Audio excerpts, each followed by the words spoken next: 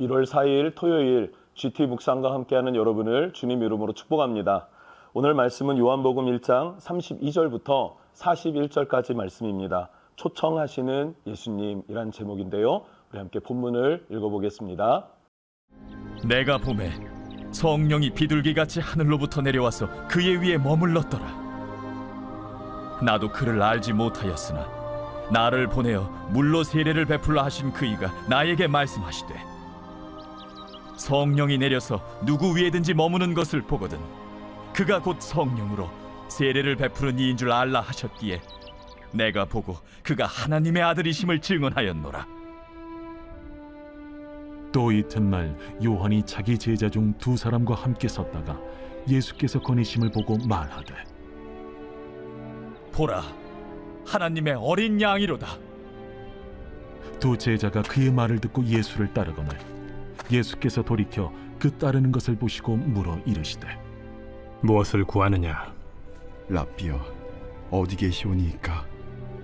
랍비는 번역하면 선생이라. 와서 보라. 그러므로 그들이 가서 계신 데를 보고 그날 함께 거하니 때가 10시쯤 되었더라. 요한의 말을 듣고 예수를 따르는 두 사람 중에 하나는 시몬 베드로의 형제 안드레라. 그가 먼저 자기의 형제 시몬을 찾아 말하되 우리가 메시아를 만났다. 메시아는 번역하면 그리스도라. 오늘 말씀 32절부터 34절 말씀을 보면요. 세례 요한은 예수님이 자기에게 나아오실 때 보라 세상 죄를 지고 가는 하나님의 어린 양이라 이렇게 선포하죠. 예수님이 메시아가 되신다. 예수가 그리스도시구나라는 것을 알았습니다. 어떻게 알았을까요? 이건 매우 중요하지 않을까요? 오늘 말씀을 보면요. 32절 요한이 또 증언하여 이르되 내가 보매 성령이 비둘기같이 하늘로부터 내려와서 그 위에 머물러 있더라 라고 하면서 33절 나도 그를 알지 못하였으나 예수님이 메시아인 줄을 몰랐습니다. 그런데 나를 보내어 물로 세례를 베풀라 하신 그이가 나에게 말씀하시되 성령이 내려서 누구 위에든지 머무는 것을 보거든 그가 곧 성령으로 세례를 베푸시는 이인 줄 알라 하셨기에. 아멘. 성령이 임하셔서 머물러 있는 그가 누구라는 겁니까? 메시아로 성령의 세례를 베푸는 자이다 라는 거예요. 요한은 어떤 세례를 베풀었습니까? 물로 세례를 베풀었어요. 물로 세례를 베푼다는 것은 회개의 표시입니다. 그런데 본질적인 변화는 어디서부터 일어납니까? 성령이 임하시는 성령의 세례에서부터 우리의 근본적인 변화가 일어나더라. 성령의 능력으로 내 근본이 바뀌어지더라 라는 것이죠. 여러분, 우리의 정체성의 변화는요, 성령의 세례, 예수 그리스도와의 인격적인 만남에서부터 시작됩니다. 올 2025년도에는 예수님을 만나는 여러분 되시기를 축복하고 예수님을 만난 경험이 있는 여러분들에게는 그 사랑이 더 깊어지고 주와 동행하여 나아갈 수 있는 은혜가 있기를, 친밀함이 있는 한 해가 되기를 진심으로 축복합니다. 자, 그러면서 35절을 보니까요. 또 이튿날 요한이 자기 제자 중 두 사람이 함께 섰다가 예수께서 거니심을 보고 말하되 보라 하나님의 어린 양이로다. 요한이 자기 제자들과 함께 있었습니다. 근데 두 제자를 특별히 조명하는데 예수님이 오세요. 그리고 예수님을 향하여서 보라 하나님의 어린 양이로다 라고 외쳤어요. 선언했습니다. 그랬더니 37절에 두 제자가 그의 말을 듣고 예수를 따르거늘. 두 제자가 요한의 제자였는데 이제는 예수님을 따르기 시작합니다. 왜 예수님을 따르기 시작합니까? 보라 세상 죄를 지고 가는 하나님의 어린 양이로다. 보라 하나님의 어린 양이로다 라고 말하는 그 고백을 보고 저가 메시아구나 라는 것을 제자들은 알았어요.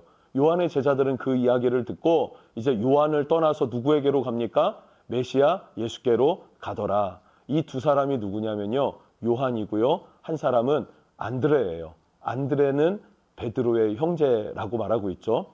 요한과 안드레, 이 두 사람이 예수님께로 나아가더라 라는 거예요. 여러분 어떨까요? 목회를 하면서 그런 일들을 종종 경험할 수도 있겠죠.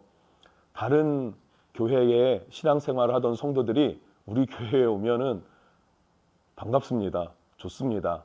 근데 반대로 우리 교회 성도들이 다른 교회로 가게 된다라고 하면 이유를 막론하고 아쉬움과 씁쓸함이 남는 게 사람이에요. 그런데 요한은 어땠을까요? 요한은 그것에 대한 자기 감정을 드러내지 않더라는 것이죠. 요한은 자기 정체성이 분명하다고 하지 않았습니까? 나는 메시아가 아니야. 메시아의 길을 예비하는 자야. 그러니까 예비만 하면 나의 인생은 만족해. 성공이야. 승리야. 라는 것을 분명히 인식하고 있었기 때문에 세상과 경쟁할 필요가 없었던 것입니다. 이게 그리스도인의 정체성이에요. 그리스도인의 축복입니다. 세상의 기준은요, 유명한 바리새인이 돼야 되고, 세상의 기준은 유명한 사두개인 혹은 제사장, 왕, 아니면 무슨 어떤 리더, 이름 있는 자, 이것이 되어야지만 성공이라고 생각하지만 아니에요, 여러분. 정말로 여러분 잘 기억하실 수 있었으면 좋겠는 게, 하나님이 각각 부르신 그 부르심이 다르지 않습니까? 그 부르심에 따라서 나의 부르심을 최선을 다해서 다하면 됩니다. 그리고 그 외에 우리가 열정과 열심으로만 할 것이 아니라 주님이 주시는 평강을 누릴 수도 있는 것, 하나님은 그것을 원하신다는 사실이죠.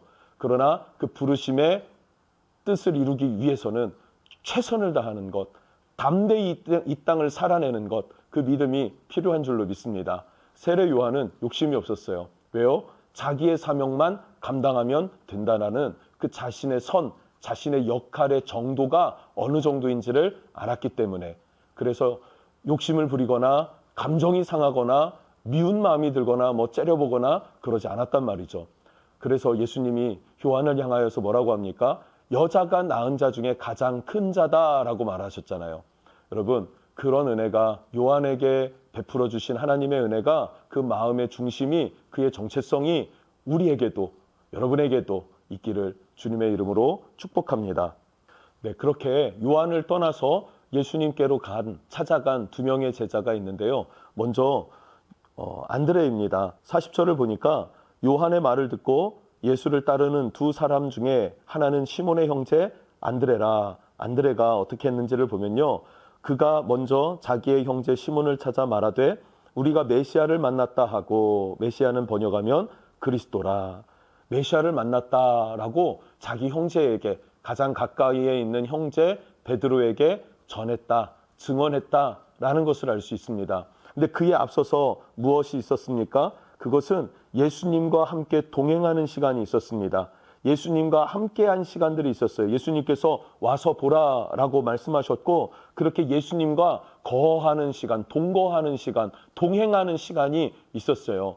그렇게 동행을 하다 보니 안드레는 느꼈습니다. 아, 메시아구나, 그리스도시구나 라는 것을 알은 것입니다. 구세주 되시는 예수님, 그것을 메시아라고 하는 것은 히브리어고요, 그리스도라고 하는 것은 헬라어고요, 우리의 말로는 뭡니까? 구원자. 우리의 구원자가 유일한 분, 예수 그리스도시구나, 저는 하나님의 아들이시다 라는 것이죠. 이것을 예수님과 동행하면서 경험한 것입니다. 여러분, 2025년 한 해를 계획하셨을 텐데, 여러분의 첫 번째 2025년의 목표가 무엇입니까? 얼마를 모으는 것, 아니면 인간관계의 어떤 부분들을 얼마만큼 회복하는 것, 아니면 여러분들의 어떤 그 성과급을 어느 정도까지 올려내는 것, 뭐 다 좋은데요. 첫 번째로는 예수님과의 친밀한 동행이 있기를 축복합니다. 그래서 오늘의 제목이 초청하시는 예수님이에요. 주님은 우리를 초청하십니다. 나와 함께 동행하자, 나와 함께 동거하자, 나와 함께 하자라고 주님이 우리를 초청하실 때, 우리는 세상의 분주함을 잠시 미뤄두고, 두 번째, 세 번째로 미뤄두고, 첫 번째로는 우리 주님과 동행하는 그런 믿음의 결단이 있기를, 이 연초 여러분의 마음에 그런 아주 존귀하고 아주 축복된 그런 마음의 중심이 있기를 주님의 이름으로 축복합니다. 그럴 때에 주님을 경험한 안드레가 예수 그리스도를 증언하게 되더라는 사실이죠. 그러면 요한은 어땠을까요? 요한도 마찬가지입니다. 예수님의 제자 요한, 그는요, 주님과 만남, 동행이 얼마나 감격스러웠는지 그 예수님과의 만남을 12시라 이렇게 기록하고 있습니다. 시간까지도 기록할 정도로 예수님과의 동행했던 그 시간이 너무나 깊은 추억이 되고, 너무나 그 인생 가운데에 잊지 못하는 순간이 되었다는 말이죠. 여러분, 이거 굉장히 중요한 것 아니겠습니까? 세례 요한도 그 예수 그리스도 성령으로 임하여서 거주하시고 또 성령과 함께 하시며 성령으로 세례를 베푸는 그를 증언하였노라라고 서두에 말하지 않습니까? 증언할 수 있는 삶, 예수의 증인된 삶, 그것은요 예수님과 동행하면서 예수가 그리스도임을 경험한 사람의 특권이에요. 이 특권이 여러분의 것, 우리의 것이 될 수 있기를 주님 이름으로 축복합니다. 기도하겠습니다. 주님, 세례 요한은 자기 부르심의 선을 분명히 알고 있었습니다. 그래서 예수님이 메시아 되심을 알았고 그것을 증언했고, 그랬을 때에 자기의 사랑했던 제자 두 사람, 요한과 안드레가 예수님에게로 떠나갔을 때에 그는 어떤 감정도 상하거나 씁쓸해하거나 그러지 않았습니다. 온전히 모든 영광은 예수 그리스도에게로, 나는 그분 앞에 진심으로 정직하게 겸손한 자, 그가 세례 요한이었던 것처럼 우리 사랑하는 성도들이 그 겸손함으로 주를 위하여서 나를 낮출 수 있고 나의 부르심의 그 분깃 가운데에서 최선을 다해서 충성하고 헌신할 수 있는 그런 마음가짐 있도록 성령님께서 인도하시고 주관해 주십시오. 세례 요한도 그랬고 사도 요한도 그랬고 안드레도 그랬고 예수님과 동행하고 동거하고 그가 그리스도이심이 그 10년 가운데에 확증되었을 때에 증인의 삶을 살게 됩니다.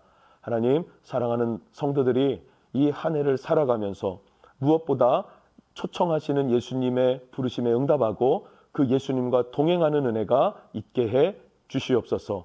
예수님 이름으로 축복하고 기도합니다. 아멘.